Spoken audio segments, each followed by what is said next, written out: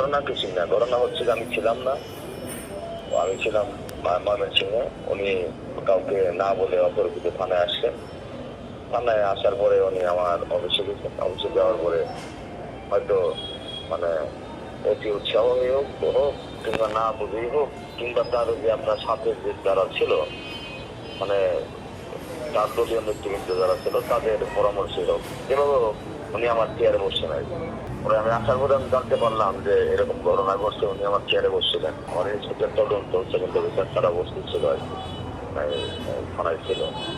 তাদেরকে বললাম যে মানে আমার চেয়ারে বসলো, তোমরা তোমাদের কোনো বেশি ছিল তো। স্যার উনি আসছেন, আসার পরে ঢুকছেন, ঢোকার পরে মানে আমার আমার তদন্ত সাথীটা বলছেন যে আমার চেয়ারের পাশে একটা চেয়ার নাকি তাকে দিচ্ছিল বসার জন্য, কিন্তু তার যে নেতৃবৃন্দের সাথে আসছে তারা নাকি বলছে যে আপনি ওষুধ চেয়ারেই বসছেন, আর এভাবে আর কি উনি বসছেন।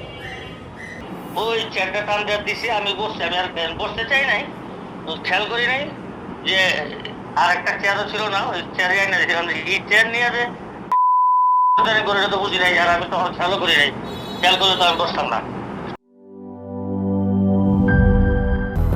200-র বেশি সার্ভিস ও ফিচারে লেনদেনের সব বিকাশ অ্যাপে সম্ভব।